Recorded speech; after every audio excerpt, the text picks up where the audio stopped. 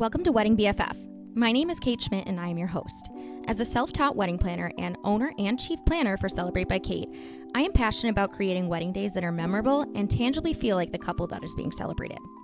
On this podcast, you will hear from myself and other guests tips on planning, mindfully creating a day that not only looks but feels good, and how to budget your way to the wedding day of your dreams. Now let's get to discussing your day, your way.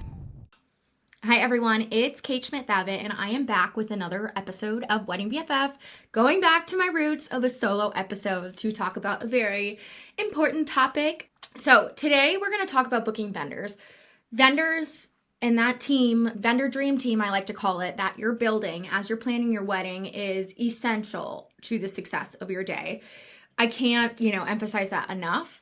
And being almost 7 years in business, I have seen the good, bad, ugly, and I'm sure there's going to be some things that just rock my world, anytime. Like I'm always ready for that, right? But we have seen some shit. So all to say that making those decisions is very important, and making the right decisions is important. You don't want to regret who you're working with, because these investments, they're not small with a lot of your vendors. And from the bad stuff we've seen, they all fall into these red flag categories that I'm about to list off. So today really is about like red and green flags with vendors and what to expect. And I'm sure I'll have some fun anecdotes along the way. So let's start with red flags. This one should be obvious. This applies to everyday life. This applies to anything we do that is kind of like sometimes a red flag with a person, with a different company you're working with say it's a contractor for a project on your house, or it is, I don't even know, like just someone project focused, right? Communication is key. So I can't state this enough. If I'm seeing red flags in communication with a vendor, I'm going to cut that off. And we haven't booked yet. I actually had to do that earlier this year with a vendor when, it just got to the point where I couldn't hear back. We couldn't get a consultation scheduled, and it was frustrating for the client. They're like, is this normal? When they start asking me those questions too, I was holding out hope because I really like this vendor. But I just can't endorse that type of, or lack of, professionalism too, of not getting back to someone. I mean, we're all busy, like bottom line. That doesn't change. So how we manage our time is important, and that's part of being a business owner. And I'm not here on my high horse. I'm just being completely honest, because when I've had vendors that I can't get a hold of, it's not gone well most of the time. Sometimes they surprise you, but a lot of times they don't, because they're not always paying attention to the communications that are going out, or, really putting the time in to learn the details and the specifications for your day. So communication is going to be number one. This should be from like inquiry. Like you should hear from these people right away. A lot of them, like in the world of AI too, we have it set up so you will automatically hear from us. If you have questions, let us know. But it's like that touch point is really important. To obviously start that relationship and make that couple feel valued. So that's one thing. It should be easy to get a consultation call. It should be easy to get a contract. It should be easy to get that countersigned. It should be easy to get them to respond to your planner's timeline inquiries.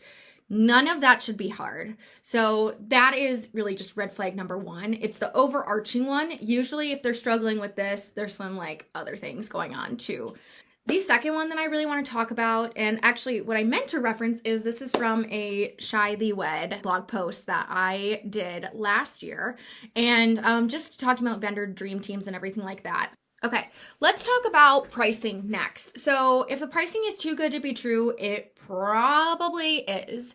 And I was new once too. I totally undercharged for my services. And I understand that, and wanting to make a name for yourself, build a portfolio, etc. So there are circumstances where this can work out, but there's many where it doesn't, specifically for the types of weddings that we plan in the Midwest.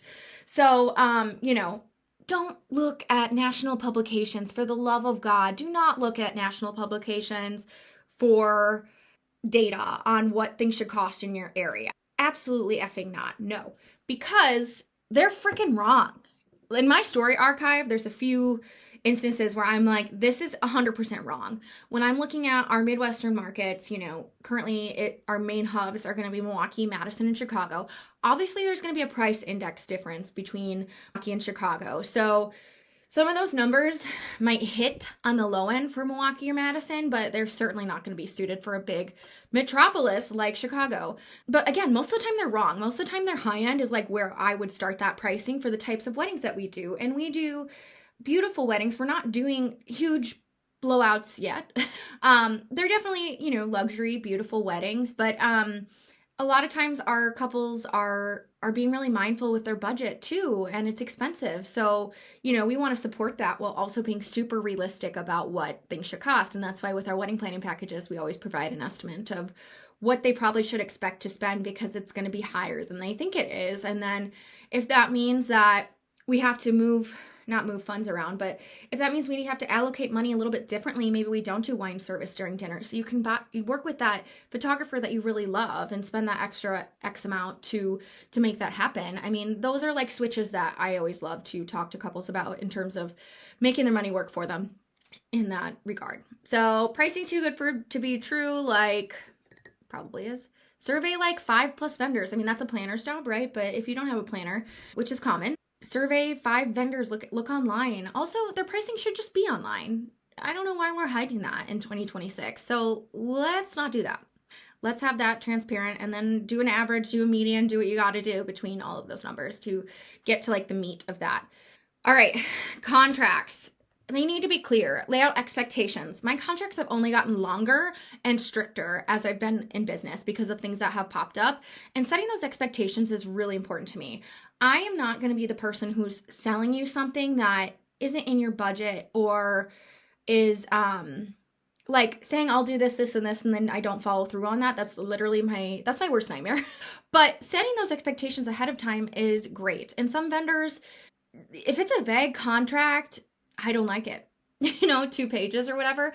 But there are instances when those make sense. So, an arrangement, if you're having a string quartet or something for your ceremony, like those are going to be shorter contracts probably. The biggest things I'm looking for in contracts, because we do review those on the wedding planning side, I am not an attorney. We all know this, right? I'm saying it again, I'm not an attorney, but I know some stuff. I look for the jargon. I look for just that minutia, and also just different things that might be super ambiguous. So I'm not above asking someone to strike through or add something to a contract. And, that's just part of that's due diligence, being a wedding planner. But for contracts, like one thing I always really like to see is, okay, how much? I've seen contracts where it doesn't actually say how much they're spending with you, or like what their minimum is if it's floral, or those kind of things. And that kind of blows my mind. I want there to be a clause about, this could be a whole podcast, but I want there to be a clause about just like the autonomy of the vendor. All your vendors are contractors. They don't work for you. They work with you, if that makes sense. So there should be something about their artistic integrity and autonomy. There should be something in there about force. I'm not going to say this right, but force majeure. That's, like kind of like Frenchish term for shit happens and acts of God, in terms of like, if weather's not always really what it applies to, but like, if there's civil unrest going on and they can't perform their duties because of that, then they're not liable. That's just normal. That's life happening, right? But then there should be some reassurance of that, or that they will try to get a substitute if it's not in the case of that, but if it's more like, if they're sick, if they have a family emergency, they should have a backup plan, and that should be written into your contract too. I like when it's bulleted what's being provided. I like when the payment schedule is in there as well. So sounds like we need to do a whole ass podcast on contracts, because I could go on and on. But that's the spark notes of what to look for, and make sure it's really clear. Ambiguity leads to disappointment and unaligned expectations. All right. Reviews. Okay, I'm a small business owner here. I freaking work my butt off to get those Google reviews. It is hard to do. We're all busy. But those reviews are probably one of the most telling things. If there's not a lot of reviews, if there's a lot of bad reviews, if it's like we're looking at a 2.5 star, that's something you can also, and you still feel like that you love that vendor's work, or you still feel like it aligns with you, you need to just have the balls to ask about that. There are people who are just, there's clients that are never going to be happy. Thankfully, we don't have a lot of those at CBK, but there's people that are just going to be negative Nellies and really just not appreciate what a vendor has to offer. That happens. So there's those outliers, right? And then there's like real shit that happens, that a vendor did screw up or not follow through or whatever. Another place to look for this, and I kind of hate that I'm even saying this out loud, but sometimes Facebook groups are good for this too. I know that like in Wisconsin, they have one where they'll say like, I graduated, here's who I worked with, and rate the vendors and stuff to try to help everyone out. So I've even gone into that group before and searched a vendor that I haven't heard of before because I wanted to see if there was any feedback, good or bad. Good or bad. I'm not just looking for the bad, because there's plenty of vendors I haven't heard of that are lovely. But reviews are so important. You need to be taking a look at those. You need to be ensuring that there's good things, and these are real weddings that are happening. These aren't just styled shoots. There's just good reviews all around. That's real people, you know? Okay. You know, they might not also, one more thing, they might not have an actual, they might not actually have a lot of Google reviews. Like I didn't start getting them really until, probably like a year or two. So a year or two ago. So that's something to keep in mind. If they don't have those, what we do at Celebrate by Kait is we have an internal survey, and then we ask them to copy and paste that testimonial into Google with a 5-star review if they feel that aligns with their experience. So they might just have internal surveys that they have. I've done that since like almost day one with my business. So they just might not have it out there. Ask for those. Obviously, we know those can be fabricated, but that's also just that side of the coin of trusting people too. All right. Last red flag, in my opinion, generally, is social media presence. That is key. It is so important. And I'm not saying that you have to be posting every day, but your last post should not be from frickin' 2022. There should be something that is showing your work. There should be something that, I'm going to speak more, I was speaking from a vendor perspective, but I'm going to bring that back. You should be able to see their recent work. You should be able to see the depth of their work. You should be able to see just that they're relatively active. They don't have to be active all the time, but we are finding more and more in the wedding industry, Instagram and TikTok, etc. That's how they're finding their wedding vendors. So being relatively active on that is great. It's a big part of my business model at Celebrate by Kait to post almost every single day and schedule that content. And we have some pillars around our content. It took me a long time to get there. Don't get me wrong. But, you know, we just need to make sure that they're actually active. And it's almost like just making sure, okay, this is a real business. Can they deliver on what I'm thinking? And all of that kind of stuff. So obviously life happens. Sometimes people will take hiatuses from social. That's like more common than not these days for people to do that. But, you know, if their post is 4 years old, their last post is 4 years old, make sure you're not getting that confused with a pin post also. Then there's something, you know, are they active? Are they pursuing this? Is this a side hustle that they forgot about? Is it a side hustle that, you know, their priorities have changed? Maybe their family dynamic has changed. We don't know. Family emergencies happen, all kinds of things. But I look for that in terms of relevance and just being recent and on the up and up, right? Okay, let's get to the more positive side. Let's talk about green flags. So details. That is the core of every wedding, okay?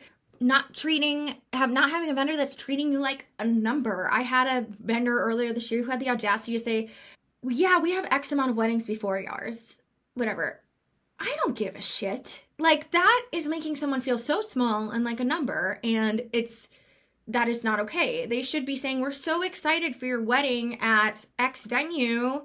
You know, the color scheme is looking great. We looked at your Pinterest or your TikTok inspo that you provided to us, whatever it might be. Really loving that.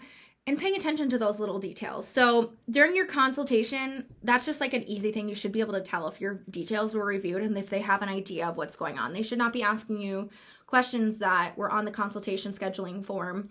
They should just know some of these things and show, you know, that's how I show that I care about a wedding when they're coming in. I'm reviewing that information and making sure I get that, asking for clarifications if I need to, and going from there, because everyone's story is different. I think it's a fun intro, get to know you type of thing.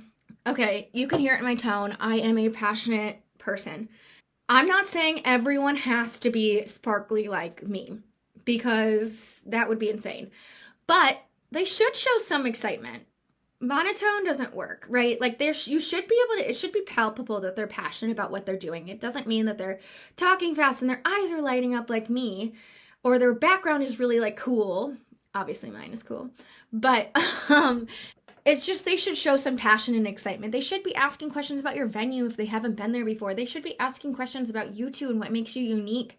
These are all like consultation things. That excitement should be there, because if they're not excited in the beginning, what do you expect on your wedding day? It's not going to be that almost like hype squad feel. And again, not every vendor is a bundle of energy like we tend to be at Celebrate by Kait, and they still do fantastic work. But it should be pretty obvious that they are intrigued by the information you've shared thus far. Again, they've done their homework and reviewed it, and that they're all for you. They're ready to go all in on your wedding day. Okay, ideas. It's a little bit more specific to planners and florists, but they should have some fun out-of-the-box ideas that are shared, I think, during a consultation. They should show creativity. They should be listening to what you're saying and say, what about this? Or show you something. We've done something like this before that was a little bit different. Bottom line, what it comes down to is you want to work with people that are innovative and that can adjust and can not only take your vision, but improve upon it. So that innate creativity and ideas and just that back and forth is important as well. I don't care how basic or you think your vision is. There should be like an insertion of some type of ideas or creativity in those conversations. Okay, years in business. I hate putting this one, but it's also just so true. I was new once. I didn't know my head from my ass then, and everyone's like that. And there's things that you learn. Everyone was a beginner once. But when you chat with newer vendors, if you are willing to give them a chance, which I'm so thankful for the people that gave me a chance early in my career. It's important that you work with some up and coming people.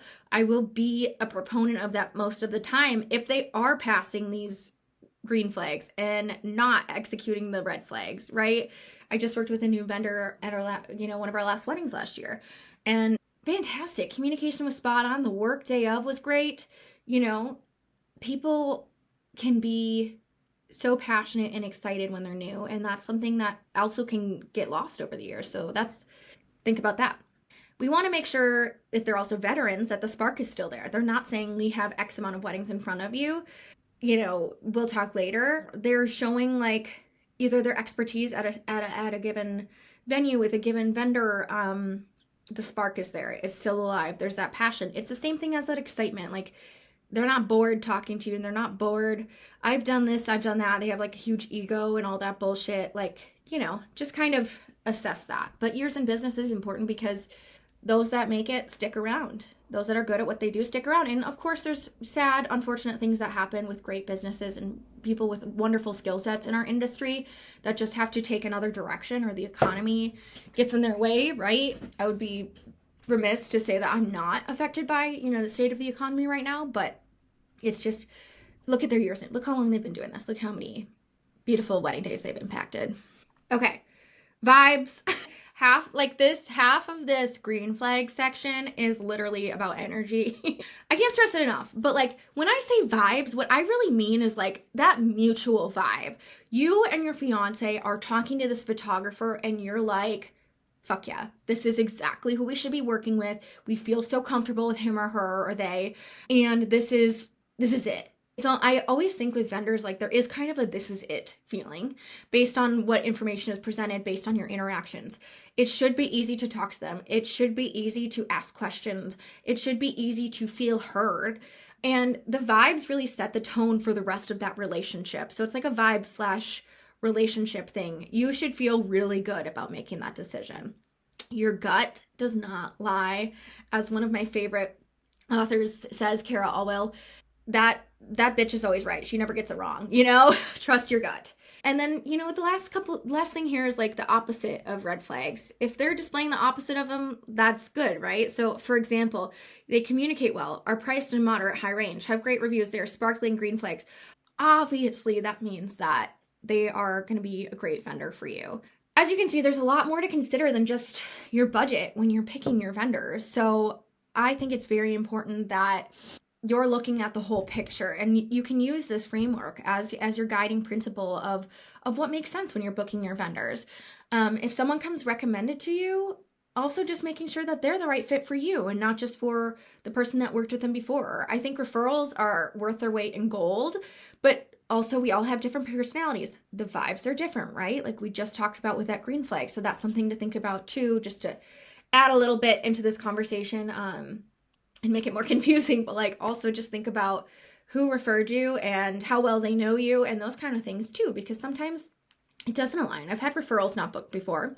You know, you don't always, it's not super common, but it does happen, and everyone needs their perfect fit for their wedding day. So anyways, hire a planner basically is what I'm trying to say with this whole episode. But thank you so much to listening to this. Oh my gosh, it's been the first solo episode for a while. Side note, not gonna lie, it's like one of those things, just getting back on the horse. I was intimidated to get back on the mic and chat with you, and that's funny because actually my mic is nowhere to be found right now. I don't know where it is. But I was scared to do it on my own because I've been doing a lot of guests recently, so it feels freaking fantastic to be back. Thank you so much for listening. I am your wedding BFF, Kait Schmidt-Thabit with Celebrate by Kait. We'll talk to you soon. Thanks for listening. I'm thrilled that you joined us today. Feel free to check out CBK on Instagram at Celebrate by Kait, spelled CELEBRAIT,